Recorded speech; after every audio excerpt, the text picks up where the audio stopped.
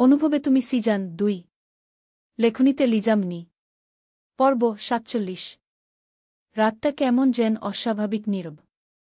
মেঘলা আকাশে একফালি চাঁদও মুখ লুকিয়েছে। তারাও এই রাতের সাক্ষী হতে চায় না।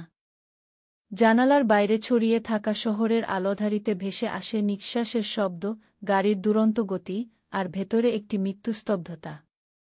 রানবীর বসে আছে তার প্রাসাদসম দপ্তরের মাঝখানে। চারদিক কাচ, স্টিল আর ধূসর দেয়ালে ঢাকা এক নির্মম সৌন্দর্যের অভিজাত জেলখানা। ডেস্কের উপর রাখা বিশাল স্ক্রিনে হঠাৎ জ্বলজ্বল করে উঠে একটাই বাক্য, অ্যাকাউন্ট ব্যালেন্স 000। প্রথমে সে ভুল ভাবে হয়তো নেটওয়ার্কের সমস্যা। দ্বিতীয়বার চেক করে চোখের পাতা কাঁপে না, কিন্তু বুকের ভেতর থেকে ধীরে ধীরে উঠে আসে এক চাপা, অদৃশ্য আগুন। তৃতীয়বার লেখাটা ভেসে উঠতেই চোখে এক ঝড় নামে। মস্তিষ্ক কম্পিত করে উঠে। সে উঠে দাঁড়ায় ধীর পায়ে। তার কালো শার্টের বোতাম খোলা। বুকের মাঝখানে উল্কি আঁকা এক শিকলছেঁড়া ড্রাগনের মতোই আজ সে নিজেও লাগামহীন। তার শরীরটা কাঠের মতো শক্ত হয়ে আছে। ঠোঁট কামড়ে ধরে রাখে যেন ঠান্ডা না ভেঙে ভয়াল হুঙ্কারে রূপ নেয়। সে হাঁটে ধীরে ধীরে ঘরের এক প্রান্ত থেকে অন্য প্রান্তে। প্রতিটি পায়ের শব্দ যেন মৃত্যুর প্রতিধ্বনি। চোখের সামনে ভেসে ওঠে তার ইতিহাস। সেই টাকা দিয়ে কত মানুষ কিনেছে সে, কত রক্ত বেচেছে, কত শহর দখল করেছে। আজ সেই টাকা উড়ে গিয়েছে বাতাসে। ব্যাংক খালি হয়ে পড়ে আছে। না বাতাস যায়নি, চুরি হয়ে গেছে। কেউ একজন হ্যাক করেছে সূক্ষ্মভাবে। প্রবেশ করেছে তার মগজের মতোই সুরক্ষিত সিস্টেমে। রানবীর আয়নার সামনে গিয়ে দাঁড়ায়। এক ভয়াল ছায়া দাঁড়িয়ে আছে আয়নার এপারে। তার নিজস্ব প্রতিচ্ছবি যে আজও অটুট, কিন্তু ভিতরে একেবারে খালি। রানবীর আয়নায় নিজেকে দেখে আর ঠান্ডা গলায় ফিসফিস করে, কে করেছে এমন কাজ? কে কে করেছে? কে? তার আঙুলে ধরা সিগারেট পুড়ে ছাই হয়ে ঝরে পড়ে কার্পেটে। সে লক্ষ্যই করে না। চোখ তার জ্বলছে। সেই আগুন কোনো বাহ্যিক ক্ষোভ নয়। সেই আগুন একটা শত্রু খুঁজে বের করার জন্য মরিয়া হওয়া রাজপিশাচের শপথ। তার ডেস্কের পাশে রাখা গ্লাসের বোতল তুলে এক চুমুকে খালি করে সে। তারপর দেয়ালে ঝোলানো বড় ঘড়ির দিকে তাকায়। রাত 2:07 বাজে। এমন রাতে শহর ঘুমিয়ে থাকে। কিন্তু আজ এই শহরের তলায় জন্ম নেবে একটি দুর্ভাগ্য। তার ঠোঁটে খেলে যায় হালকা এক বিকৃত হাসি। রানবীর চিৎকার দিয়ে ওঠে, শূন্য আমাকে থামাবে না। বরং আমি শূন্য থেকে শুরু করে তোর অস্তিত্ব মুছে ফেলব। কে করেছিস এমন? তার আঙুলের চাপে গ্লাস ভেঙে পড়ে মেঝেতে। রক্ত ঝরে, কিন্তু সে ব্যথা পায় না। কারণ তার ব্যথা আজ রক্তের নয়, রাজত্বের। আমি টাকা হারাইনি। আমি আগুন খুঁজে পেয়েছি। এখন তুই পুড়বি। আমার মতো, কিন্তু ফেরার সুযোগ ছাড়া। রানবীর পাগলের মতো চিৎকার করে উঠে। তার চিৎকারে প্রতিটি দেয়াল কেঁপে উঠে। বেরিয়ে যায় রুম থেকে। বারে গিয়ে আতিকের কাছে বসে খুলে বলে সব কিছু। আতিক গম্ভীর হয়ে বসে। রানবীর পাগলের মতো ব্যবহার করছে। ৫০ কোটি টাকার ব্যাংক শূন্য হয়ে আছে। এত দিনের জমানো সব টাকা হুট করে গায়েব হয়ে গিয়েছে। গ্লাসের পর গ্লাস ওয়াইন শেষ করছে। রায়হান, আতিক পাশেই বসে আছে। আতিক গম্ভীর হয়ে কিছু একটা ভাবছে। হুট করে মোবাইল বের করে অগ্নির নাম্বারে মিসড কল দেয়। আতিকের নম্বর দেখতে পেয়েই অগ্নি রহস্যময় হেসে রিসিভ করে নমনীয় সুরে বলেন, হ্যাঁ ভাই বলো। আতিক গম্ভীর হয়ে বলে, রানবীরের ব্যাংক খালি হয়ে পড়ে আছে। কে হ্যাক করেছে এইসব? অগ্নি অবাক হয়ে বলে, কী সব বলছো ভাই? হ্যাক হয়েছে মানে? কার এত বড় দুঃসাহস হতে পারে? আতিক, প্রশ্ন সেটা আমার। ও কানাডা কেন ব্যাক করছিস না? অগ্নি, করব। আগামী মাসেই চলে আসছি। এরপর দেখছি কে এমন কাজ করছে। আতিক, তাহলে কি এত দিন বসে বসে আঙ্গুল চুষব? আগামী মাস অনেক দেরি। দ্রুত ফিরে আয়। অগ্নি গম্ভীর হয়ে উত্তর দেয়, হুম। দ্বিতীয় টর্চার সেলের কাজ শেষ? সব ঠিকঠাক হয়েছে? আতিক, মোটামুটি। ওই দিন রাতে পাঠানো হয়েছে। অগ্নির ভারী গম্ভীর স্বরে আওড়ায়। Good job. এরপরে আরও 50 জন হবে। আতিক, এতজন কোথায় পাবি? অগ্নির কণ্ঠে কুটিলতা আর বর্বরতা। আমি তো কিছুই করব না ভাই। না কোনো দিন এইসবে জড়িয়েছি আর না সেই জায়গায় পা দিয়েছি। যা করার লোকেরা করবে। আমার একটা ইশারা ওই যথেষ্ট। এখন আপাতত রানবীর ভাইকে সামলাও। অগ্নি ফোন কেটে দেয়। রায়হান আতিকদের হুঁশিয়ারি দিয়ে বলে, আমি তোমাদের বলছি ডেড অগ্নি গভীর জলের মাছ।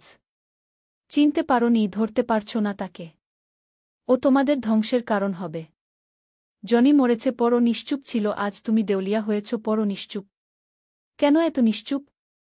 যদি ওর কিছু হতো তাহলে পুরো কানাডা আগুন লাগিয়ে দিত। তোমাদের ধ্বংসে এত নিশ্চুপ কেন শুনি? আতিক, মাথামোটা জীবনে একটু বুদ্ধি বিক্ষেনে কারোর থেকে। বিশ্বাস কেউ কাউকেই করে না। প্রয়োজনে শুধু একজন আরেকজনের সাথে হাত মিলিয়ে চলে। রানবীরের চোখ মুখ লাল হয়ে আছে। মাতলামো গলায় বলে, আমাকে পথে বসিয়ে ছাড়ল। কোন সুই বাচ্চার এত বড় বুকের পাঠা এই রানবীরের ব্যাংকে হাত দেয়? শুধু একবার জানি ওর হাত আমি কেটে গঙ্গায় ভাসাব। সুবাচ্চা। আতিক, শান্ত হ। রানবীর হুঙ্কার দিয়ে উঠে। মাথায় আগুন ধরেছে। রক্ত চাই আমার। তাজা রক্ত দেখতে চাই। আতিকের ইশারাতে কয়েকজন লোককে তাদের সামনে নিয়ে আসে। তাদের মাথায় কালো কাপড় দিয়ে বাঁধা। হাত বেঁধে দেওয়া হয়েছে পিছন দিক দিয়ে। লোকগুলো মাথা নিচু করে দাঁড়িয়ে আছে। রানবীর এক পৈশাচিক হাসি দিয়ে একটা ধারালো ছুরি হাতে নেয়। ছুরিটা ধরে একটা লোকের সামনে দাঁড়ায়। এরপর বর্বরতা নিয়ে এক কোপে দেহ থেকে গলা আলাদা করে ফেলে। লোকটা চিৎকারও করতে পারেনি। একদম নিঃশব্দ আর ভয় নিয়ে লুটিয়ে পড়ে মেঝেতে।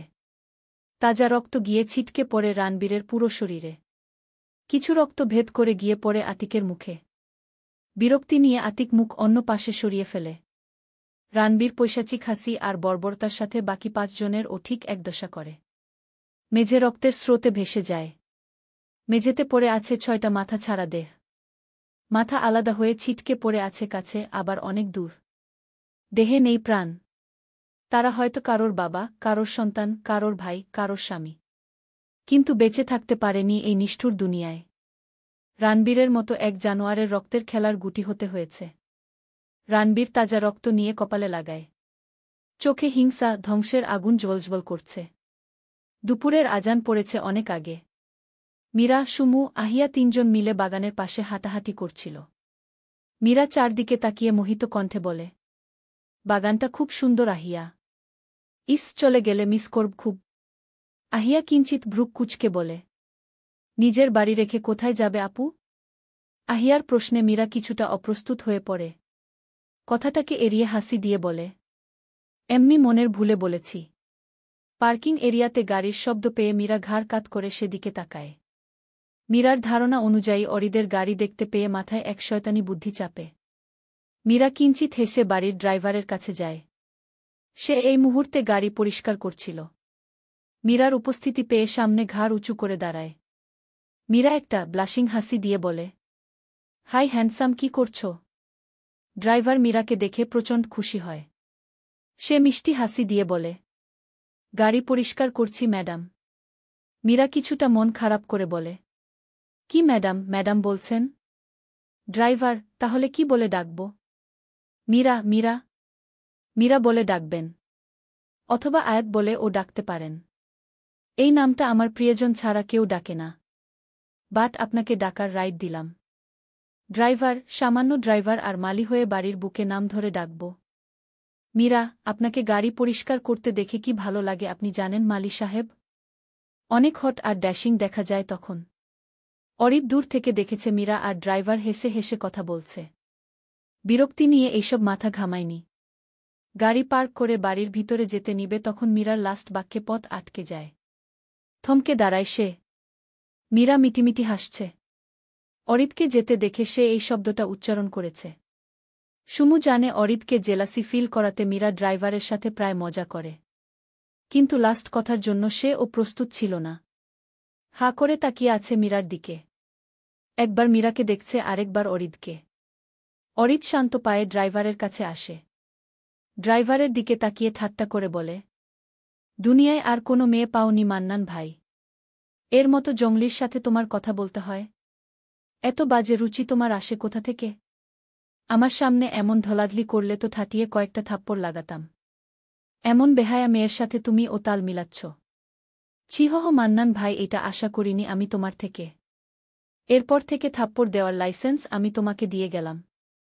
2 হাত আছে, জাস্ট কাজে লাগাবে। অরিদ আর দাঁড়ায় না, চলে যায়।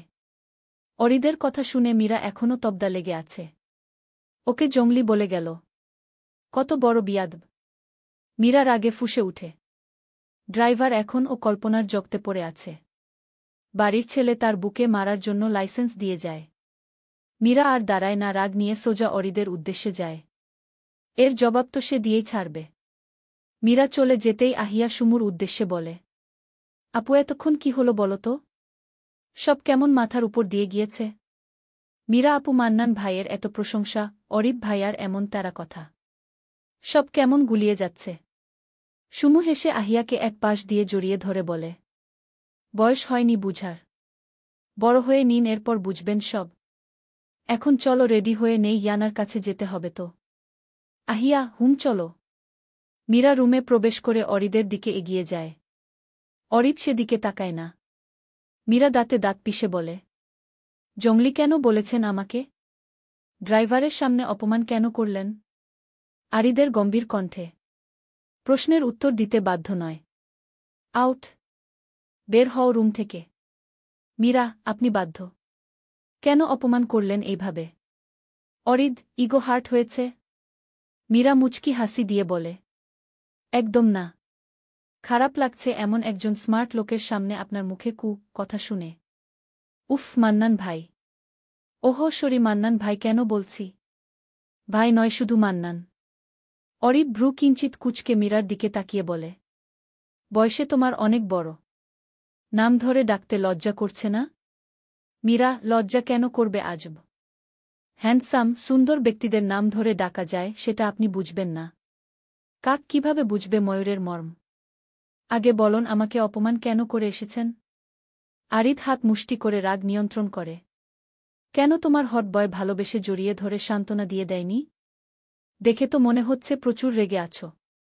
ভালোবেসে কাছে টেনে সান্ত্বনা দিয়ে দেয়নি বুঝি? মীরার চোখে পানি টলমলিয়ে উঠে। নোংরা ইঙ্গিত যে করেছে সেটা সে ভালোভাবেই বুঝেছে। মীরা জেদি কণ্ঠে বলে, লিমিট ক্রস করে কথা বলছেন না? যেমন আপনি নোংরা তেমন আপনার মস্তিষ্ক অসভ্য। মীরা কথাটা বলে রুম থেকে বের হতে যাবে, এমন সময় অরিদের হেঁচকা টানে দেয়ালের সাথে ধাক্কা খায়। মীরার 2 বাহু ধরে অরিদ চেপে ধরে দেয়ালের সাথে। রাগে পুরো শরীর কাঁপছে। অরিদের চেপে ধরা জায়গায় মীরা ব্যথায় নাক মুখ কুঁচকে ফেলে 1 সেকেন্ডের জন্য। কিন্তু চোখ খোলার পর ওর দিকে এতটা কাছে দেখে স্তব্ধ হয়ে যায়। সমস্ত কাঁপুনি দিয়ে উঠে। অরিদের উত্তপ্ত নিঃশ্বাস তার গলায় স্পর্শ করে যাচ্ছে। অরিদকে এত কাছে দেখে বুকের ভিতরে ধ্রিম ধ্রিম শব্দ বাজতে থাকে। মস্তিষ্ক খালি হয়ে গিয়েছে। এতটা কাছে জীবনের প্রথম কোনো ছেলে এসেছে। মীরার ভিতর যেন ছিঁড়ে আসছে। হৃদস্পন্দন বেপরোয়াভাবে ছুটে যাচ্ছে। মীরা আতঙ্কিত হয়ে অরিদের চোখের দিকে তাকায়। অরিদের রক্তাভ রাগে জ্বলছে। চোয়ালের পাশের পেশি খিচে উঠেছে। মীরার বাহু আরও জোরে চেপে ধরে দাঁতে দাঁত পিষে বলে, এমনিতে তোমাকে সহ্য করতে পারি না। আরও অসহ্যের কারণ হয়ে উঠো না। আমাকে জ্বালাতে আসলে আমার ভয়ঙ্কর রূপ দেখতে পাবে। ধারণা ও নেই অরিদ চৌধুরী ঠিক কতটা জঘন্য। অগ্নি চৌধুরীর ছায়াতলে আমি বড় হয়েছি। That's why I'm you I warning step back while you still have time. অরিদের কথা কানে যেতেই মীরার চোখ ছলকে উঠে। রাগ, অপমান, উত্তেজনায় সিটিয়ে যায়। তার হাত 2টি দেয়ালের 2 পাশে অরিদ চেপে ধরেছে। পিঠ জ্বলে যাচ্ছে নরম প্লাস্টারের ছোঁয়ায়। হাত 2টি দেয়ালে ঠেস দিয়ে ধরে রাখায় আরও ব্যথা করছে। মনে হচ্ছে শিকার ধরা পড়েছে এক অনন্ত শিকলের মাঝে। মীরা আহত আওয়াজে আওড়ায়, ব্যথা পাচ্ছি। মীরার কণ্ঠ কর্ণপাত হতেই অরিদ আচমকে ছেড়ে দেয়। এক মুহূর্তের ভিতরে দূরে সরে আসে। মীরা অরিদের দিকে এক পলক তাকিয়ে বেলকনিতে চলে যায়। সুমু গুনগুন করে গান বলতে বলতে রুমে প্রবেশ করে। বিছানায় বসে সামনের দিকে তাকাতেই গু আয়া আয়া কি করে চিৎকার দিয়ে উঠে। আকস্মিক চিৎকারে রায়ান ভরকে যায়। দ্রুত আয়না থেকে সরে এসে সুমুর মুখে এসে চেপে ধরে। কিন্তু শেষ রক্ষা হল না, টাল সামলাতে না পেরে সুমু গিয়ে বিছানার উপর পড়ে। আর রায়ান সুমুর উপরে। উন্মুক্ত লোমযুক্ত ভেজা শরীর। সুমু এখন ও চোখ বন্ধ করে রেখেছে। তারা এক বিছানায় শুয়েছে, কিন্তু অনেক দূরত্ব রেখে। কখনো সজাগ অবস্থায় রায়ানকে এত কাছে অনুভব করেনি। চোখ মেলে তাকালে প্রথম চোখ আটকে যায় রায়ানের ফর্সা লোমযুক্ত বুকে। এই কি করছ? এইভাবে চেঁচাচ্ছ কেন? রায়ানের কথায় সুমুর চেতনা ফিরে। সুমু চোখ মেলে তাকায় রায়ানের দিকে। মুখ চেপে ধরাতে কথা বলতে পারছে না। রায়ানের দিকে তাকিয়ে ইশারা দিয়ে উমম উমম শব্দ করছে। রায়ান সুমুর ইশারা পেয়ে মুখ থেকে হাত সরিয়ে নেয়। এরপর উঠে বসে তার উপর থেকে। সুমু লজ্জায় আড়ষ্ট হয়ে যায়। রায়ানের শরীরে কোমর পর্যন্ত সাদা টাওয়েল ছাড়া আর কিছু নেই। লজ্জায় রক্তিম আভা ছড়িয়ে পড়ে। রায়ান সুমুর লজ্জা দেখে হালকা হাসে। সুমুর দিকে সামান্য ঝুঁকে নিম্ন আওয়াজে বলে, তাকাও আমার দিকে সুমু। সুমু হাত দিয়ে মুখ আঁকড়ে ধরে মাথা দিয়ে না জানায়। রায়ান, কেন? সুমু, আগে ড্রেস পরে আসুন। রায়ান, আমি তো টাওয়েল পেঁচিয়ে আছি, তাহলে লজ্জা কেন পাচ্ছ? সুমু, জানি না। রায়ান সুমুর লজ্জা দেখে সামান্য শব্দে হেসে চেঞ্জ করে নেয়। সুমু এখনো চোখ চেপে ধরে রেখেছে। রায়ান সুমুর সামনে এসে হাত দুটি আলতো স্পর্শের মাধ্যমে ছাড়িয়ে দেয়। সুমু চোখ বন্ধ করে রেখেছে। রায়ান কিছু না ভেবে সুমুর বন্ধ চোখের পাতায় ঠোঁট ছোঁয়ায়। রায়ানের ঠোঁটের ছোঁয়া পেতেই সুমু চট করে তাকিয়ে চোখ বড় বড় করে ফেলে। সুমুকে এমনভাবে তাকিয়ে থাকতে দেখে রায়ান হেসে বলেন, সবাই লজ্জায় চোখ বন্ধ করে ফেলে, আর তুমি উল্টো চোখ খুলে রেখেছ। সুমু আচমকা বলে উঠে, কি করলেন এইটা? রায়ান, কি করেছি? সুমু চোখের উপর ইশারা দিয়ে বলে, এই যে এইমাত্র করলেন। রায়ান, কি করেছি আমার তো মনে নেই। তোমার মনে থাকলে বলো কি করেছি। সুমু আমতা আমতা করে বলে, চুমু কেন খেয়েছেন? রায়ান শান্ত চোখ নাড়ে, অনেক কিছুই করব, শুধু অনুমতির অপেক্ষা। সুমু লজ্জায় আর দাঁড়ায় না। ইয়ানার কাছে যাবে, তাই ফ্রেশ হওয়ার জন্য এক প্রকার পালিয়ে ওয়াশরুমে ঢুকে পড়ে। ইয়ানা ডিভানে বসে টিভি দেখছে আর চিপস খাচ্ছে। মেইন দরজা খুলতে দেখে টিভি থেকে চোখ সরিয়ে নিয়ে সেদিকে তাকায়। অগ্নিকে আসতে দেখে ভ্রু কুঁচকে আসে। অগ্নি লিভিং রুমে আসে, হাতে থাকা ব্লেজারটা ইয়ানার হাতে দিয়ে পাশে বসে পড়ে। ইয়ানা অগ্নিকে দেখে টিভি বন্ধ করে দেয়। অগ্নির মাথায় হাত বুলিয়ে জিজ্ঞাসা করে, আজ এত তাড়াতাড়ি চলে আসলেন? অগ্নি চোখ তুলে ইয়ানার দিকে তাকায়। এই ডাগর ডোগর মায়াবী চোখ, গোলাপি নেশালো ঠোঁট, সূর্যের তির্যক রশ্মির ন্যায় চোখ ধাঁধানো মুখ। সে নারীটা তার সামনে তির্যক চোখে ডাগর ডাগর চোখে তাকিয়ে আছে। অগ্নির কাছে মনে হচ্ছে সন্ধ্যার শেষ আলোয় জ্বলজ্বল করা এক মোহময় আগুন। ডাগর ডোগর চোখজোড়া শর্তের আকাশে জমে থাকা কালো মেঘ, যেখানে রহস্য আছে, আহ্বান আছে, আর অজস্র অস্থিরতা। অগ্নি চৌধুরীর মতো মানুষ যে এক পলকেই ট্রিগার টিপে দিতে পারে, যার ঠান্ডা চোখ দেখে সময়ও থমকে যায়। সেও আজ হঠাৎ থমকে গেল। বুকের গভীরে কোথা থেকে যেন অদ্ভুত একটা কাঁপন উঠে আসল। এমন নয় যে ভয়, বরং এক অচেনা ঘোর। এমন কিছু যা সে কখনো কাউকে দেখে অনুভব করেনি। কায়া কাঁপছে তার, কিন্তু সেটা অস্ত্রের ভারে নয়, সেটা নারীর সৌন্দর্য আর স্পর্শ না পাওয়া ভালোবাসার যন্ত্রণায়। তার গলার কাছটা শুকিয়ে এল। গলা দিয়ে কথা না উঠে স্রেফ দৃষ্টিতে বলল, এত ধৈর্যহারা কেন করো আমাকে? ল্যাপটপে দেখে শান্তি পাচ্ছিলাম না। এতটা বিয়াদব কেন তুমি? আমাকে পদে পদে নাজেহাল করে তুলছ। যতসব ফাকিং অনুভূতি মাথায় চেপে ধরে হুট করে যান। ইয়ানা নড়ে উঠে। অগ্নির কণ্ঠ মোটে ও স্বাভাবিক ঠেকছে না। কেমন ছন্নছাড়া আর বেপরোয়া লাগছে। ইয়ানা নিজেকে গুটিয়ে নিয়ে মিহি আওয়াজে বলে, এমন লাগছে কেন আপনাকে? কিছু কি হয়েছে? ইয়ানার কথায় অগ্নি গভীর নয়নে দৃষ্ট মেলে। এই নারীটার প্রতিটা নড়াচড়া যেন ধোয়ার মতো আলগা, ছায়াময়, কিন্তু নেশার মতো ঘিরে রাখে তাকে। সেও জানে তার ভালোবাসা ফুলের মতো কোমল নয়, বরং ছুরির মতো ধারালো, যেখানে প্রেম মানে জ্বালা, আগুন, অধিকার আর অপূর্ণতা।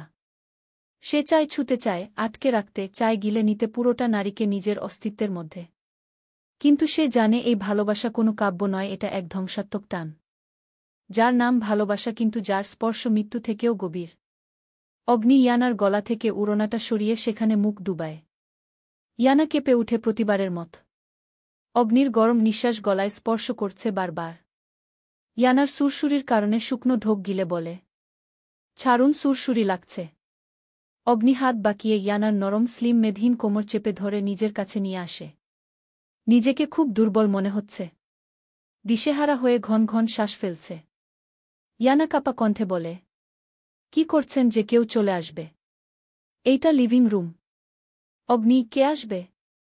ইয়ানা, স্টাফ, তারা তো যে কোনো সময় আসতে পারে। অগ্নি, রুমে চলো তাহলে। ইয়ানা অগ্নির কথায় থমকে যায়। এই লোকটাকে তার মোটেও সুবিধার মনে হচ্ছে না। যে কোনো সময় নেকড়ে রূপ নিয়ে নিবে। তার আগে কিছু একটা বলে আয়ত্তে নিয়ে আসতে হবে। ইয়ানা গলা কেশে বলে, চলুন কিছুক্ষণ গল্প করা যাক। অগ্নি, I am not interested. Iyana, but I am interested. অগ্নি বিরক্তি নিয়ে ইয়ানার দিকে মুখ তুলে তাকায়। ইয়ানা ঠোঁট চেপে অগ্নির দিকে ছোট ছোট চোখে তাকায়। অগ্নি ঠিকভাবে ডিভানে হেলান দিয়ে বসে বলে, ঠোঁট চেপে ধরে নেগেটিভ ফিল দিবে না। ঠিক করো নিজেকে। সাথে সাথে ইয়ানা ঠোঁট ফাঁক করে ফেলে। সে তো অজান্তেই এইভাবে ঠোঁট চেপে ধরেছিল। ইয়ানা কিঞ্চিত হাসি দিয়ে বলে, মনে করেন আমি আপনার সব সম্পত্তি নিজের নামে করে নিয়েছি, তখন কি করবেন আপনি? অগ্নি গম্ভীর হেসে বলে, সব হারিয়ে আমি না হয় তোমার মধ্যে বাঁচব। ইয়ানা, আপনাকে খুন করার জন্য ছুরি নিয়ে এগিয়ে যাচ্ছি, তখন কি করবেন? অগ্নি, তোমাকে আগলে রেখে সেই মৃত্যুর স্বাদ গ্রহণ করব। ইয়ানা, কিছু বলবেন না? অগ্নি, ওহুম, শুধু বলব, আর কিছুদিন একসাথে বাঁচলে কি এমন হতো? ইয়ানার শরীর সামান্য শিহরণ বয়ে যায়। নিজেকে স্বাভাবিক করে বলে, যদি কখনো হারিয়ে যায়। অগ্নিতপ্ত শ্বাস ছেড়ে বলে, এমন কিছুই হবে না ইয়ানা। আমি বেঁচে থাকতে তোমার কিছু হবে না। ইয়ানা, মনে করুন হারিয়ে গিয়েছি। বাস্তবতা তো আর বলছি না। অগ্নি, আকাশ, পাতাল, জমিন, সমুদ্রের তলদেশ সব খুঁজব। প্রয়োজনে মাটি খুঁড়ে বের করব। এরপর ঠাটিয়ে কয়েকটা থাপ্পড় দিব। অগ্নির এমন উত্তরে থমথমে খেয়ে যায়। ইয়ানা, একটা সন্তান দিবেন আমাকে? অগ্নি চট করে ইয়ানার দিকে তাকায়। মুখে গম্ভীরতা ভর করে। ধারালো কণ্ঠে উত্তর, ফার্দার এমন পদক্ষেপ মাথায় তুলবে না। দাম্পত্য জীবন সন্তান ছাড়া ও ভালো থাকা যায়। একজনকে জীবনের সাথে জড়িয়ে পদে পদে ভয় নিয়ে বাঁচতে হয়। আর কাউকে জড়াতে চাই না। ইয়ানা কিছু বলে না, শান্ত হয়ে যায়। কিছুক্ষণ পিনপিন নীরবতা কাটিয়ে ফের প্রশ্ন করে, এতটা ডেম্পারেট কেন হয়ে যান আমাকে নিয়ে? অগ্নির সরল উত্তর, এমনি। ইয়ানা সামান্য হেসে বলে, জানেন সমাজ কি বলে?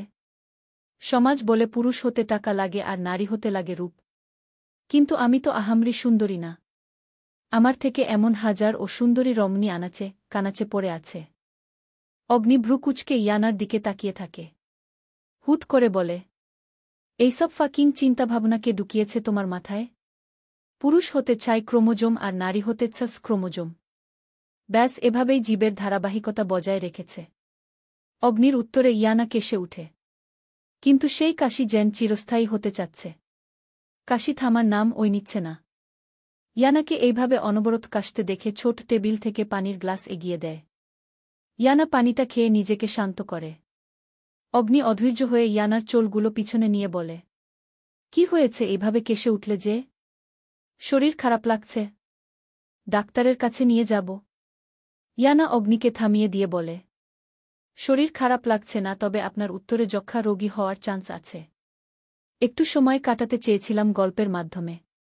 কিন্তু আপনি আমাকে যক্ষা রোগী বানিয়ে দিচ্ছেন ভাবা যায়। ইয়ানার এমন উদ্ভট কথায় অগ্নি নীরসভাবে উঠে দাঁড়ায়। এরপর ইয়ানার হাতে ধরে বলে, উঠো। ইয়ানা, কোথায়? অগ্নি, রুমে। ইয়ানা শুকনো ঢোক গিলে বলে, নিজেকে আগে ঠিক করুন। আপনার চোখ দুটি কেমন অস্বাভাবিক লাগছে। অগ্নি, তুমি রুমে গেলেই ঠিক হয়ে যাবে। ইয়ানা, একটু পরে যায়।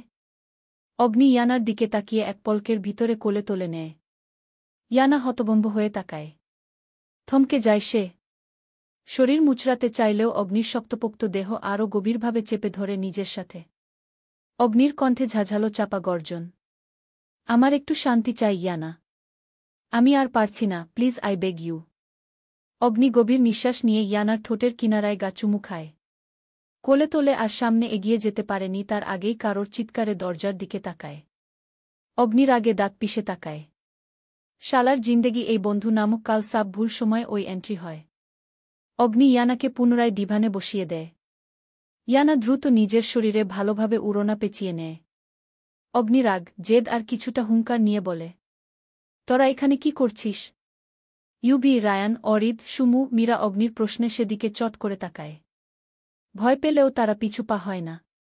তারা লিভিং রুমে যখন ঢুকে তখন ওই ভেসে উঠে অগ্নি ইয়ানাকে কোলে নিয়েছে। সাথে সাথে তারা নিজেদের চোখ থেকে ফেলে। অগ্নির প্রশ্নে ইউবি হাসি দিয়ে বলে, বেডরুম রেখে লিভিং রুমে কি করছিস দোস্ত? বুকে নিয়ে রোমান্স করবি, দরজাটা লাগিয়ে নিবি তো? অগ্নি বিরক্তি নিয়ে বলে, পার্সোনাল জিনিস নিয়ে মজা করা আমি পছন্দ করি না ইউবি। কি কারণে এসেছিস এখানে? বেরিয়ে যাহ, পার্সোনাল সময় প্রয়োজন। ইয়ানা অগ্নির এমন লাগামহীন কথায় লজ্জায় সিটিয়ে যায়। অরিদ ডিভানে গিয়ে ঠেস মেরে বসে অগ্নির উদ্দেশ্যে বলে, পার্সোনাল সময়ের জন্য সারারাত পরে আছে। ভাইয়ের সংসারে ভালোমন্দ খেতে আসলাম। ভাই আমার বাপের বাড়ি থেকে আলাদা হয়ে বউ নিয়ে নিজের বাড়িতে থাকছে। ছোট ভাই হিসেবে কর্তব্য পালন করতে এসেছিলাম কিভাবে চলছে তাদের সংসার। কিন্তু এসে যে এমন দৃশ্য দেখতে পাব কল্পনা ছিল না। যাই হোক, কি রান্না করেছ বুমনি? অগ্নি, তোর মনে হয় আমি আমার বুকে এখানে রান্না করার জন্য এনেছি? অরিদ, ওহো, পার্সোনাল সময় কাটানোর জন্য এনেছ? সরি, ভুলে গিয়েছিলাম ভাইয়া। যাই হোক, স্টাফকে বলো রান্না বসাতে, রাতের খাবার খেয়ে যাব। অগ্নি কটমট চোখে অরিদের দিকে তাকায়। রাগে ঘন ঘন নিঃশ্বাস নিচ্ছে। ইয়ানার দিকে তাকিয়ে বলে, রুমে চলো। ইয়ানা কিছু বলতে যাবে তার আগেই রায়ান অগ্নিকে বসিয়ে বলে, এত ডেম্পারেট কেন হচ্ছিস ভাই? পুরো রাত পড়ে আছে। ট্রাস্ট মি, তখন একটু ও বাধা দিবে না। অগ্নি রক্তচক্ষু নেয় সবার দিকে তাকায়। কিন্তু সবার ডোন্ট কেয়ার ভাব। ইয়ানা অগ্নির দিকে তাকিয়ে ভরকে যায়। কিন্তু মুহূর্তে অগ্নির কথা ভেবে ঠোঁট চেপে হাসে। ইয়ানা সুযোগ বুঝে মীরা আর সুমুকে নিয়ে আড্ডায় মেতে উঠে। এইদিকে অগ্নি ইয়ানার দিকে তাকিয়ে দাঁত কিরমিরিয়ে উঠে। অসময়ে সবগুলো এসে হামলে পড়ে। অনেকক্ষণ পর স্টাফ কিছু হালকা খাবার নিয়ে হাজির হয়। অরিদ খাবারগুলো নিজের কাছে টেনে আনে। একটা প্লেটার যেখানে অনেক খাবার পরিবেশন করা হয়েছে। চিজ প্লেটার, বোর্ডে ফল আর কিছু শুকনো খাবার। বেকিং ট্রেতে পাস্তা ও লাসাগনা। গ্লাসে ঠান্ডা পানীয় আর জুস। অরিদ কিছু ফল মুখে দিতেই মীরা ধীর আওয়াজে বলে, খাবার দেখলে আর হুঁশ থাকে না। অরিদ মীরার দিকে না তাকিয়ে ঝাঝালো কণ্ঠে বলে, তোমার বাপেরটা তো আর খাচ্ছি না। মীরা, আমার বাপেরটা আপনাকে খাওয়াবো না। অরিদ ব্যঙ্গ করে বলে, আমার বাপেরটা ঠিক খাচ্ছ। ইয়ানা মীরা আর অরিদকে ধমক দিয়ে থামিয়ে দেয়। অগ্নি ইউবি আর রায়ানকে ইশারা দিয়ে মোবাইল চেক করতে বলে, মেসেজ, আতিকের ব্যাংক খালি করতে সফল হয়ে গিয়েছি। ওদের ধ্বংসলীলা শুরু। ইউবি আর রায়ান মেসেজ পেয়ে অগ্নির দিকে তাকায়। অবাকের চরম পর্যায়ে ঠোঁটে রহস্যময় হাসির রেখে দেখা দেয়। অগ্নি মেসেজ, খুব দ্রুত কানাডায় ব্যাক করতে হবে। সামনাসামনি আসার সময় এসে গিয়েছে। অতি শীঘ্রই শুরু হবে এক তাণ্ডবলীলা, যেখানে কারোর মৃত্যু আর পরাজয় নিশ্চিত। সময় হয়ে গিয়েছে সে সময়ের যেখানে সত্য আর অসত্যের মুখোমুখি হবে। শত্রুকে ধ্বংস করতে হিংস্র দাবানলে ঝাঁপিয়ে পড়ব। হয় জয়, না হলে পরাজয়। রায়ান আর ইউভির ভিতরে আতঙ্কে কেঁপে উঠে। ভয়ে ভয়ে ইয়ানার দিকে তাকায়। এই হাসিমুখ খানা কি চিরস্থায়ী হবে? চলবে। অনুভবে তুমি সিজন 2। লেখনীতে লিজামনি। পর্ব ৪৮। চৌধুরী বাড়ির লিভিং রুমে সকালের রোদ জানালা বেয়ে নরম হয়ে পড়ছে। ঘরের ভেতর ব্যস্ততার ছায়া। সাজিদ চৌধুরী খবরের কাগজের পাতায় চোখ রেখে রাজনীতির মোড় ঘোরার অপেক্ষায়। শিখা চৌধুরী অন্যমনস্কভাবে চায়ের কাপ ঠোঁটে তুলছেন বারবার। আহিয়া ব্যাগ কাঁধে নিয়ে দ্রুত বেরিয়ে যায়। চোখে মুখে উদ্বেগ তার। পড়াশোনার প্রচুর চাপ বেড়েছে। অরিদ একপাশে বসে আছে। মুখ গম্ভীর হয়ে আছে, আঙুল ছুঁয়ে যাচ্ছে কনসোলের বোতাম। ভিডিও গেমের অদৃশ্য জগতে সে নিমজ্জিত। রায়ান আর ইউবি ঘর ছাড়েন অনেক আগেই। ঘরের এক কোণে দাঁড়িয়ে আছে মীরা আর সুমু। সুমু চোখ দিয়ে ইশারা করে মীরাকে। মীরা মাথা নাড়ে, সংকোচে না বুঝায়। সুমুর ঠোঁটে দ্বিতা দেখে মীরা আর গরিমসি করতে না পেরে পা বাড়ায় শিখা চৌধুরী আর সাজিদ চৌধুরীর সামনে। শিখা চৌধুরী মীরার মুখের দ্বিধার ছায়া দেখে বলেন, কিছু বলবে আম্মু? মীরা ঠোঁট ভিজিয়ে নেয়, তারপর নিচু গলায় বলে, আম্মু ভার্সিটি থেকে ট্যুরের প্ল্যান করছে। সাজেক যেতে চায় সবাই। তাই ভাবছিলাম যদি অনুমতি দেন আমি আর সুমু যাব। শিখা চৌধুরী ভ্রু কুঁচকে মীরার দিকে তাকান। তুমি আর সুমু? ইয়ানা যাবে না। মীরা, জানি না আম্মু। ইয়ানাকে তো ভাইয়া জীবনে ও দিবে না। আরও তারা সবাই যাবে। আমিও যেতে চাই। বাংলাদেশের সৌন্দর্য আর কোনোদিন উপভোগ করতে পারব কিনা জানা নেই, তাই এই সুযোগটা হাতছাড়া করতে চাচ্ছি না। অরিব ভিডিও গেমসে মনোযোগ দিয়ে রেখেছে। কিন্তু জানা নেই অজান্তেই মীরার দিকে দৃষ্টি চলে যায়। মুহূর্তেই দৃষ্টি সরিয়ে আনে। শিখা চৌধুরী কণ্ঠে অবাকের সুর। শেষ উপভোগ মানে? মীরা কৃত্রিম হাসি দিয়ে বলে, এইটা অন্যদিন আলোচনা করব সবার সাথে। আজ শুধু অনুমতি চাচ্ছি। সাজিদ চৌধুরী ভরসা দিয়ে বলেন, অবশ্যই যাবে। কেন যাবে না তুমি? অরিব যাচ্ছে, তাহলে আর ভয় কিসের? তাছাড়া তোমরা বন্ধুমহল সবাই তো আছো। মীরা মুচকি হাসে। কেমন নির্লিপ্ত আর অচেনা হয়ে বসে আছে ছেলেটা। অরিদকে এমন খাপছাড়া বসে থাকতে দেখে সাজিদ চৌধুরী অরিদের দিকে বিরক্ত নিয়ে বলে, কিসের মধ্যে তুমি ঢুকে আছো অরিদ? গুরুত্বপূর্ণ কথা হচ্ছে, পরিবেশে ফিরে আসো। অরিদ মোবাইলে দৃষ্টি রেখে উত্তর দেয়, হ্যাঁ বলো, শুনছি আমি। সাজিদ চৌধুরী, মীরা তোমার সাথে যাচ্ছে, দেখে রেখো তাকে। সাথে সুমু যাচ্ছে, সেই দায়িত্বও তোমার। অরিদের কণ্ঠে একরাশ বিরক্তি। আমি কোনো মীরা টিরাকে দেখে রাখতে পারব না। আর সুমু আপু তো স্ট্রং পারসন, তাকে দেখে রাখলেও শান্তি আসবে। সাজিদ চৌধুরীর কণ্ঠ কঠোর হয়ে উঠে। মীরাকে দেখে রাখলে সমস্যা কোথায়? অরিদ, আব্বু আমি ভার্সিটির ভিপি হিসেবে যাচ্ছি, সো সবাইকে হ্যান্ডেল করব। কিন্তু এক্সট্রাভাবে কাউকে দেখে রাখার এনার্জি নাই। সাজিদ চৌধুরী দাঁতে দাঁত চেপে বলে, সব মেয়ে আর মীরার মধ্যে পার্থক্য আছে। সব মেয়ে কি তোমার বউ? কিন্তু মীরা তোমার বউ। অরিদ দিভান থেকে উঠে দাঁড়ায়। ঠান্ডা গলায় বিষ ঠেলে বলে, সামান্য 3 কুবুল কাগজে সাইন করালেই বউ হয়ে যায় না আব্বু। এমন এক অনাকাঙ্ক্ষিত সম্পর্ক স্থাপন করার আগে তোমাদের ভাবা উচিত ছিল এই মেয়েটার জীবন কেমন হবে। না আমি বিয়ে মানি আর না বউ। তাই বু বু বলে চাপিয়ে দিবে না। অরিদ গটগট পায়ে বেরিয়ে যায় বাড়ি থেকে। মীরার চোখে পানি চিকচিক করছে। অয়থায় সে অপেক্ষা করবে এতদিন। কিছুই বদলাবে না, সব আগের মতো ওই থাকবে। সাজিদ চৌধুরী রাগে গর্জে উঠলেন, বিয়াদব হয়েছে সব কয়টা। মীরা নিজেকে স্বাভাবিক করে সবার উদ্দেশ্যে বলে, আমাকে কেউ দেখে রাখতে হবে না আব্বু। আমরা নিজেদের খেয়াল রাখতে পারব। সাজিদ চৌধুরী হাসি দিয়ে বলে, তাহলে যাও তোমরা। মীরা খুশি হয়ে সুমুর দিকে তাকিয়ে চোখ টিপা দেয়। জীবনের নিষেধের ভেতর থেকে মুক্তির ক্ষণিক আনন্দ। কালো হুডি পরা এক লোক। উচ্চতা আনুমানিক 6 ফুট হবে। শক্তপোক্ত দেহ। অগ্নির ডুপ্লেক্স বাড়িটার সামনে তার অবস্থান। কিন্তু দূরত্ব অনেক। অনুবীক্ষণিক যন্ত্র দিয়ে বারবার বারান্দায় দৃষ্টি মিলাচ্ছে। চোখের দৃষ্টি বারান্দায় কারোর অপেক্ষায়। চোখে মুখে হিংস্রতা আর পৈশাচিক ছাপ। চোখে আগুন, ভয়, ক্রোধ জ্বলজ্বল করছে। এক দৃষ্টিতে তাকিয়ে আছে সেদিকে। শুধু সময়ের অপেক্ষার প্রহর গণনা করছে। পিছনে গুজে রাখা গানটা ভালোভাবে ঢেকে নেয়। রুয়ানা ক্লাস শেষে রিক্সা ডাকতে যাবে, এমন সময় কালো একটা মার্সিডিজ গাড়ি এসে সামনে থামে। রুয়ানা সেদিকে তাকায়।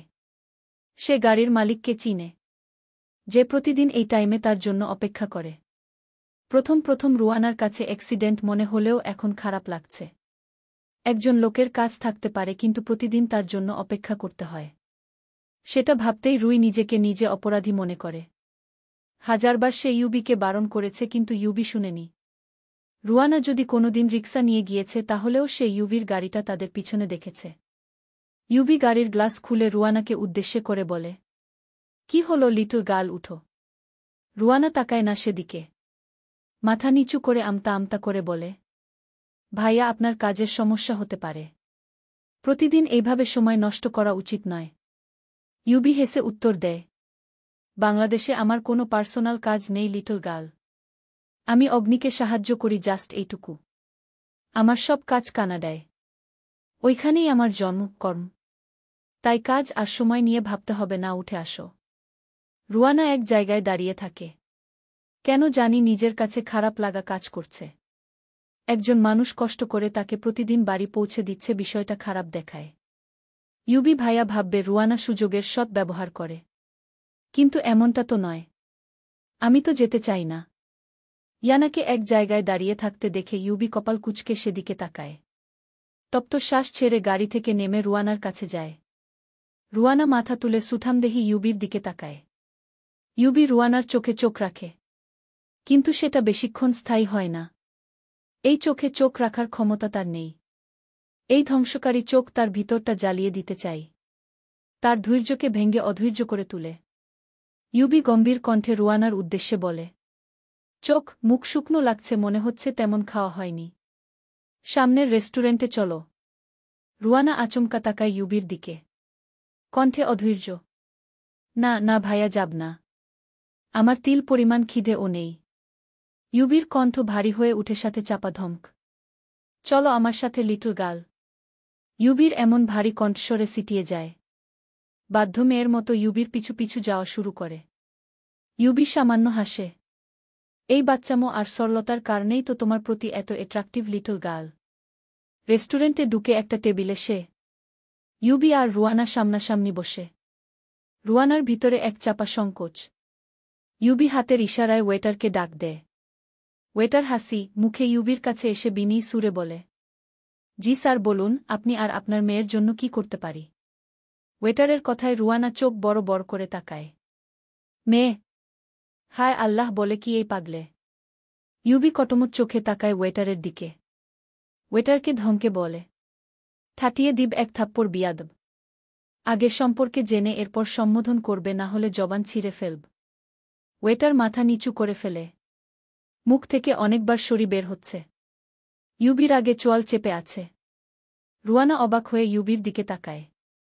এই প্রথম সে ইউবিকে এইভাবে রাখতে দেখেছে। রুয়ানা পরিবেশ ঠান্ডা করার জন্য নম্র কণ্ঠে বলে, সম্পর্কে আমি উনার ছোট বোন ওয়েটার ভাইয়া। আগে লোকের সম্পর্ক যাচাই করে সম্বোধন করবে। বোকার মতো কখনো সম্বোধন করে ফেলবন না।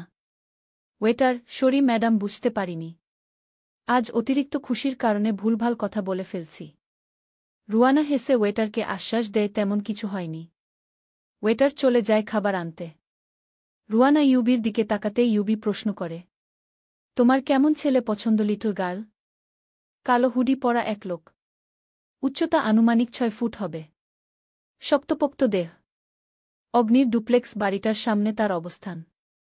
কিন্তু দূরত্ব অনেক। অনুবীক্ষণিক যন্ত্র দিয়ে বারবার বারান্দায় দৃষ্টি মিলাচ্ছে। চোখের দৃষ্টি বারান্দায় কারোর অপেক্ষায়। চোখে মুখে হিংস্রতা আর পৈশাচিক ছাপ। চোখে আগুন, ভয়, ক্রোধ জ্বলজ্বল করছে। এক দৃষ্টিতে তাকিয়ে আছে সেদিকে। শুধু সময়ের অপেক্ষার প্রহর গণনা করছে। পিছনে গুজে রাখা গানটা ভালোভাবে ঢেকে নেয়। রুয়ানা ক্লাস শেষে রিক্সা ডাকতে যাবে, এমন সময় কালো একটা মার্সিডিজ গাড়ি এসে সামনে থামে। রুয়ানা সেদিকে তাকায়। সে গাড়ির মালিককে চিনে, যে প্রতিদিন এই টাইমে তার জন্য অপেক্ষা করে। প্রথম প্রথম রুয়ানার কাছে অ্যাক্সিডেন্ট মনে হলেও এখন খারাপ লাগছে। একজন লোকের কাজ থাকতে পারে, কিন্তু প্রতিদিন তার জন্য অপেক্ষা করতে হয়। সেটা ভাবতেই রুই নিজেকে নিজে অপরাধী মনে করে। হাজারবার সে ইউবিকে বারণ করেছে, কিন্তু ইউবি শুনেনি। রুয়ানা যদি কোনোদিন রিক্সা নিয়ে গিয়েছে, তাহলেও সে ইউবির গাড়িটা তাদের পিছনে দেখেছে। ইউবি গাড়ির গ্লাস খুলে রুয়ানাকে উদ্দেশ্যে করে বলে, কি হলো লিটল গার্ল, উঠো। রুয়ানা তাকায় না সেদিকে। মাথা নিচু করে আমতা আমতা করে বলে, ভাইয়া, আপনার কাজের সমস্যা হতে পারে। প্রতিদিন এইভাবে সময় নষ্ট করা উচিত নয়। ইউবি হেসে উত্তর দেয়, বাংলাদেশে আমার কোনো পার্সোনাল কাজ নেই লিটল গার্ল। আমি অগ্নিকে সাহায্য করি, জাস্ট এইটুকু। আমার সব কাজ কানাডায়। ওইখানেই আমার জন্ম কর্ম। তাই কাজ আর সময় নিয়ে ভাবতে হবে না, উঠে আসো। রুয়ানা এক জায়গায় দাঁড়িয়ে থাকে। কেন জানি নিজের কাছে খারাপ লাগা কাজ করছে। একজন মানুষ কষ্ট করে তাকে প্রতিদিন বাড়ি পৌঁছে দিচ্ছে, বিষয়টা খারাপ দেখায়। ইউবি ভাইয়া ভাববে রুয়ানা সুযোগের সৎ ব্যবহার করে। কিন্তু এমনটা তো নয়। আমি তো যেতে চাই না। ইয়ানাকে এক জায়গায় দাঁড়িয়ে থাকতে দেখে ইউবি কপাল কুঁচকে সেদিকে তাকায়। তপ্ত শ্বাস ছেড়ে গাড়ি থেকে নেমে রুয়ানার কাছে যায়। রুয়ানা মাথা তুলে সুঠামদেহী ইউবির দিকে তাকায়। ইউবি রুয়ানার চোখে চোখ রাখে। কিন্তু সেটা বেশিক্ষণ স্থায়ী হয় না। এই চোখে চোখ রাখার ক্ষমতা তার নেই। এই ধ্বংসকারী চোখ তার ভিতরটা জ্বালিয়ে দিতে চায়। তার ধৈর্যকে ভেঙে অধৈর্য করে তুলে। ইউবি গম্ভীর কণ্ঠে রুয়ানার উদ্দেশ্যে বলে, চোখ মুখ শুকনো লাগছে, মনে হচ্ছে তেমন খাওয়া হয়নি। সামনের রেস্টুরেন্টে চলো। রুয়ানা আচমকা তাকায় ইউবির দিকে। কণ্ঠে অধৈর্য। না না ভাইয়া, যাব না। আমার তিল পরিমাণ খিদে ও নেই। ইউবির কণ্ঠ ভারী হয়ে উঠে, সাথে চাপা ধমক। চলো আমার সাথে লিটল গার্ল। ইউবির এমন ভারী কণ্ঠস্বরে সিটিয়ে যায়। বাধ্য মেয়ের মতো ইউবির পিছু পিছু যাওয়া শুরু করে। ইউবি সামান্য হাসে। এই বাচ্চামো আর সরলতার কারণেই তো তোমার প্রতি এত অ্যাট্রাকটিভ লিটল গার্ল। রেস্টুরেন্টে ঢুকে একটা টেবিলে সে, ইউবি আর রুয়ানা সামনাসামনি বসে। রুয়ানার ভিতরে এক চাপা সংকোচ। ইউবি হাতের ইশারায় ওয়েটারকে ডাক দেয়। ওয়েটার হাসি মুখে ইউবির কাছে এসে বিনীত সুরে বলে, জি স্যার, বলুন আপনি আর আপনার মেয়ের জন্য কি করতে পারি। ওয়েটারের কথায় রুয়ানা চোখ বড় বড় করে তাকায়। মেয়ে? হায় আল্লাহ, বলে কি এই পাগলে? ইউবি কটমট চোখে তাকায় ওয়েটারের দিকে। ওয়েটারকে ধমকে বলে, ঠাটিয়ে দিব এক থাপ্পড় বিয়াদব। আগে সম্পর্কে জেনে এরপর সম্বোধন করবে, না হলে জবান ছিঁড়ে ফেলব। ওয়েটার মাথা নিচু করে ফেলে। মুখ থেকে অনেকবার সরি বের হচ্ছে। ইউবির আগে চোয়াল চেপে আছে। রুয়ানা অবাক হয়ে ইউবির দিকে তাকায়। এই প্রথম সে ইউবিকে এইভাবে রাখতে দেখেছে। রুয়ানা পরিবেশ ঠান্ডা করার জন্য নম্র কণ্ঠে বলে, সম্পর্কে আমি উনার ছোট বোন ওয়েটার ভাইয়া। আগে লোকের সম্পর্ক যাচাই করে সম্বোধন করবে। বোকার মতো কখনো সম্বোধন করে ফেলবন না। ওয়েটার, সরি ম্যাডাম, বুঝতে পারিনি। আজ অতিরিক্ত খুশির কারণে ভুলভাল কথা বলে ফেলছি। রুয়ানা হেসে ওয়েটারকে আশ্বাস দেয় তেমন কিছু হয়নি। ওয়েটার চলে যায় খাবার আনতে। রুয়ানা ইউবির দিকে তাকাতেই ইউবি প্রশ্ন করে, তোমার কেমন ছেলে পছন্দ লিটল গার্ল? আভার্সিটির ক্লাস শেষ না করেই মীরা আরও সবাই মিলে ক্যাম্পাসের সাইড দিয়ে আড্ডা দিচ্ছিল। আরও পানি খাওয়ার জন্য ক্যাম্পাস পার করে যাবে এমন সময় কানে ভেসে উঠে এক বিষাক্ত বাক্য, সেক্সি লেডি। উফ, পুরাই আগুন। আরও হাত মুষ্টি করে নেয়। এই ছেলেটা তাকে কয়েকদিন যাবৎ জ্বালিয়ে মারছে। বারবার বারণ করার পরও এইভাবে পিছু নেওয়ার কি অর্থ? অসভ্য বিয়াদব। রাগে মাথা কাজ করা বন্ধ করে দেয়।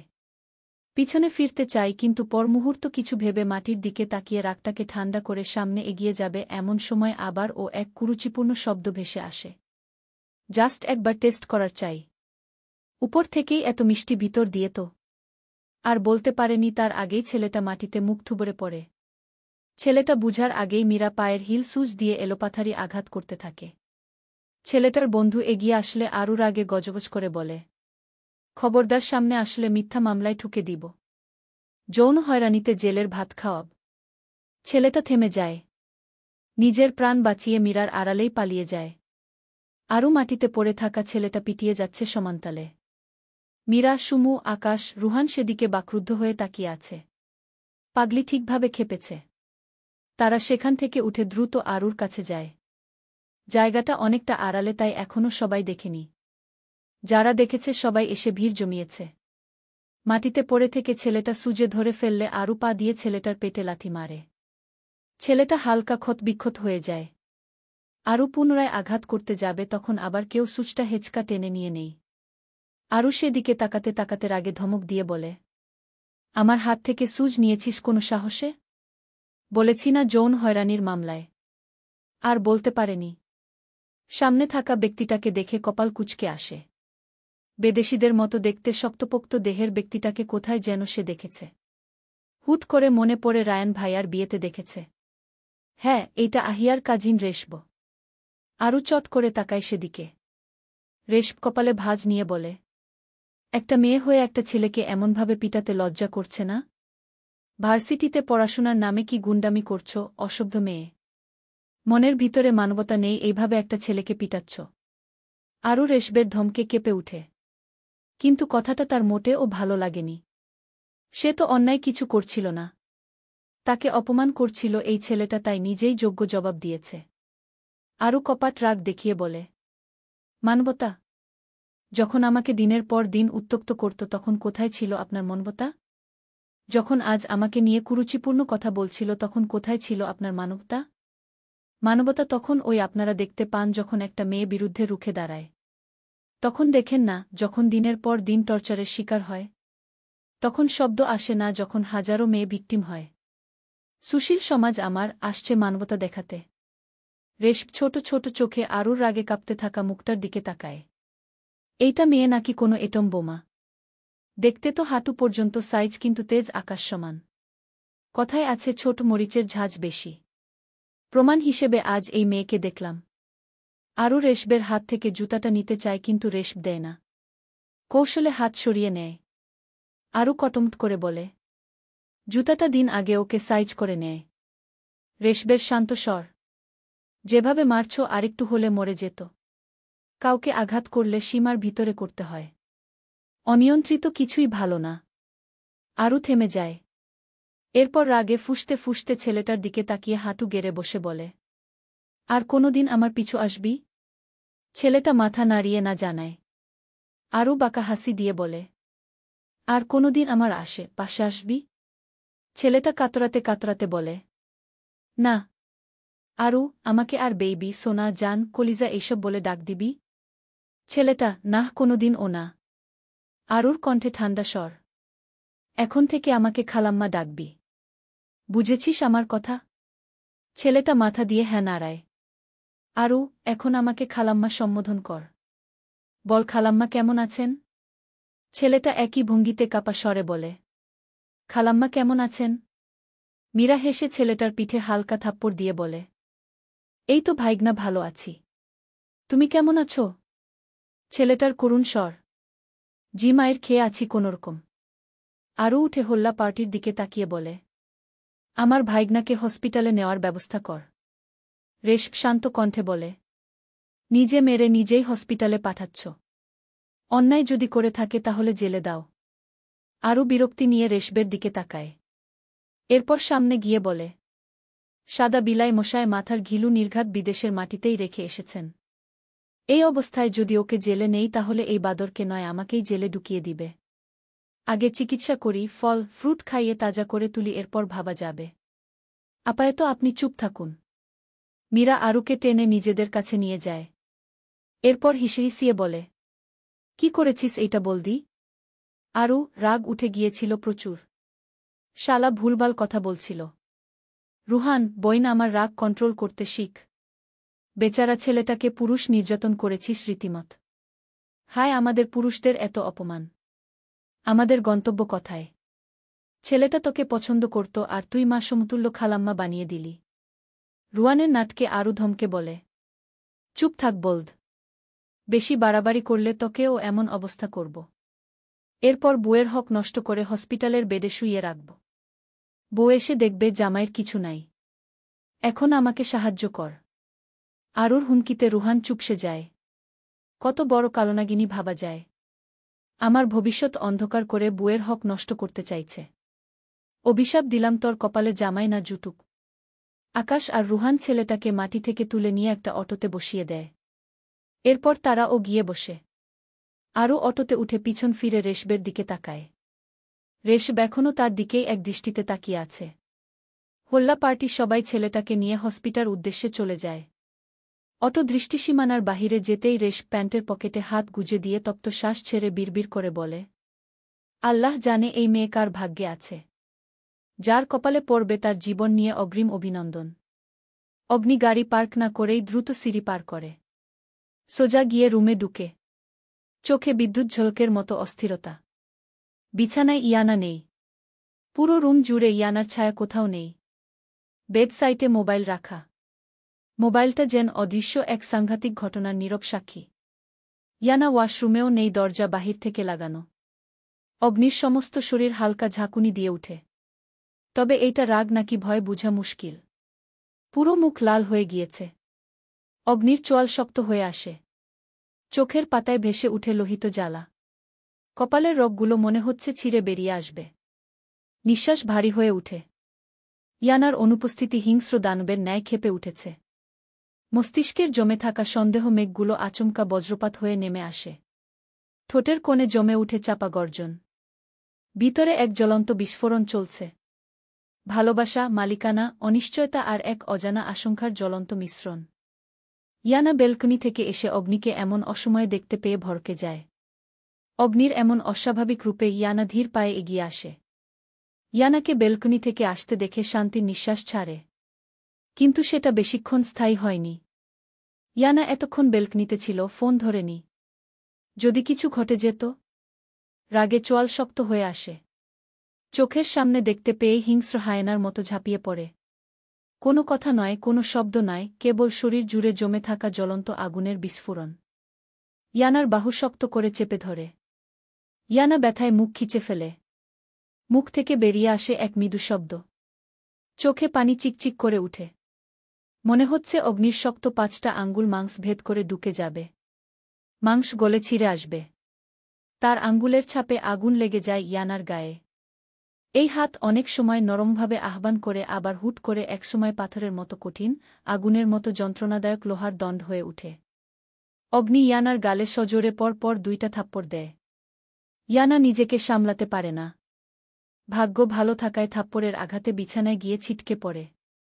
ইয়ানা কিছু বুঝে ওঠার আগেই অগ্নি বিছানার সাথে ইয়ানাকে চেপে ধরে চিবুক শক্ত করে স্পর্শ করে চাপা গর্জে উঠে। মন কোথায় থাকে, মস্তিষ্ক কোথায় থাকে ফাকিং গার্ল? এই আল্লাহর বান্দি, তাকা আমার দিকে। বান্দির বাচ্চা, মেরে ফেলতে চাস আমাকে? তোর ধারণা আছে কি হতে পারত আজ? এই তোর আমাকে মানুষ মনে হয় না? কি মনে হয় আমি পাথর? আমার মনে নেই, আমার জীবন নেই। তোর কিছু হলে আমি কি করতাম কুত্তার বাচ্চা? ইয়ানা বাকরুদ্ধ হয়ে গিয়েছে। কিছুক্ষণ স্তব্ধ হয়ে আছে। ঠোঁট শুকিয়ে আসে। চোখ ছলছল করে উঠে। বুকের ভিতরে কোনো এক অব্যক্ত কান্না। নিজের সমস্ত অস্তিত্ব চেপে ধরে তীক্ষ্ণ নিঃশ্বাসে। ইয়ানার দৃষ্টিতে এক পশলা নীরবতা চাপিয়ে প্রশ্ন করে, কি হয়েছে? ব্যাস, এতে অগ্নির রাগ আরও দ্বিগুণ বৃদ্ধি পায়। গলা চেপে ধরে ইয়ানার, কিন্তু মোটেও নরমভাবে নয়। নিজের সমস্ত শক্তি দিয়ে গলায় চেপে ধরে। ইয়ানা ছটফট করে উঠে। 2 ঠোঁট ফাঁক করে কেশে উঠে। অগ্নি হায়েনার মতো গর্জে বলে, মোবাইল কোথায় তোর? নতুন ফোন যে দিয়েছিলাম সেটা কোথায়? বারান্দায় কেন গিয়েছিলি? জাস্ট একটু দেরি হলে চোখের পলকে তোর জীবন ছিন্ন বিচ্ছিন্ন হয়ে যেত। একটা বুলেটের আঘাতে এতক্ষণ নেতিয়ে পড়তি বান্দির বাচ্চা। তুই মরে যাহ, কিছু আসে যায় না। আমাকে কেন নরকে পাঠিয়ে মরবি?